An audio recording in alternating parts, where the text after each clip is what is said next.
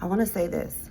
If you are a chosen one, you have the gift of discernment. You can read energy.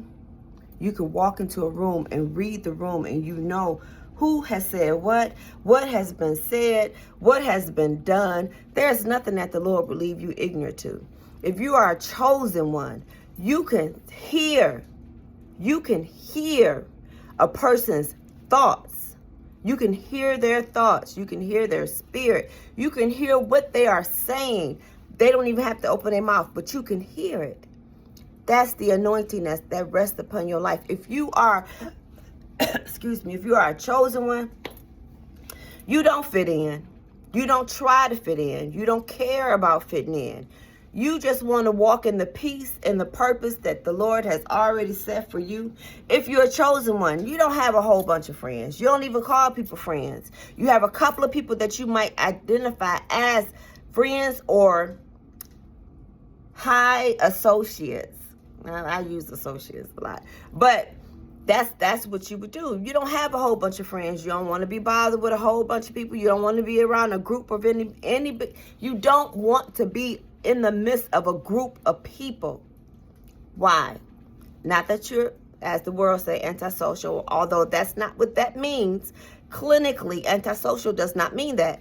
But I digress. You don't care about that. It doesn't bother you. The Lord has had you on a path where you have been destined. You know how to be by yourself. You understand the importance of being in the wilderness. You don't mind the wilderness. You don't like it. Who likes the wilderness? Nobody. But you've learned to become comfortable in the wilderness, because in the wilderness, it's just you and the Lord. Basically, it's just you and the Lord. And you have to look at yourself a lot. So you have to be comfortable with who you are. If you are a chosen one, you are comfortable with who you are. You don't care. You don't care about acquiring this friend or this friend over there. The Lord will always send you one or two individuals that gel with your anointing, with your spirit, so that there is no conflict, there's no bump in the heads. Everybody, when you have someone, when you work with someone, or you are affiliated with, or you have to deal with someone that is like-minded and like-spirited as you are, you don't mind. It's not a press. It's not something that you have to force. You know what I'm saying? If you're a chosen one, you know that the spiritual world exists.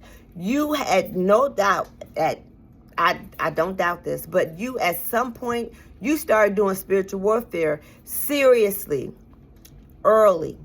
You start rebuking, binding demons because you can see them, you can feel them, you can hear them. You don't have time. Chosen ones do not have time for foolishness. Nope. Chosen ones do not like to be bothered with stupidity. Chosen ones just don't have that temperament, because you have been in Yah's training boot camp. You've been in his boot camp for a long time. You've been in his boot camp for a long time. You've been in Yah's boot camp for a while. You don't have time. You don't have the temperament for it. But if you're a true chosen one, you pay attention to people's body language. That's what they don't say. You pay attention to people's tone in which they address you. You can detect negativity in people's tones.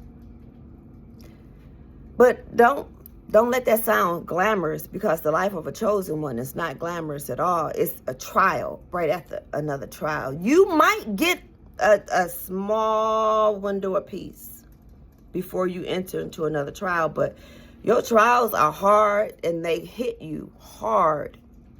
So if you're a chosen one, you can relate.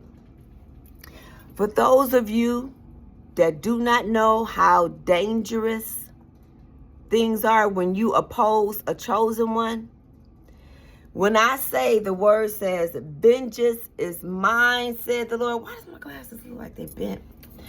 Vengeance is mine, said the Lord. I shall repay.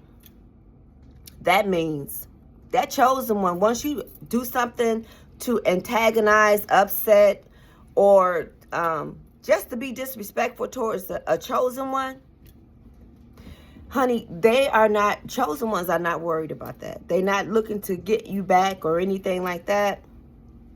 The Lord will. Yahusha will. Because I could tell you this. He didn't strengthen them people. He didn't strengthen his chosen ones to endure every test, his battle course. He didn't strengthen them to endure that so that they can become involved in petty, humanistic ways and behavior. He didn't do that. He did that because he need those chosen ones to be warriors. He need them to be strong, ready to fight. He need them to stand, not buckle, not break. But he need them to stand because their trials, they don't end. They are ongoing. So my suggestion to you and all narcissists, step away from God's chosen people and leave them alone. If you don't want to have to deal with Yahusha and his vengeance, leave his people alone. If you can relate to this, drop a comment. I'm more than ready to hear what you got to say. Chime in. We can have a conversation. All right? Remember, subscribe, share, and like. God bless you.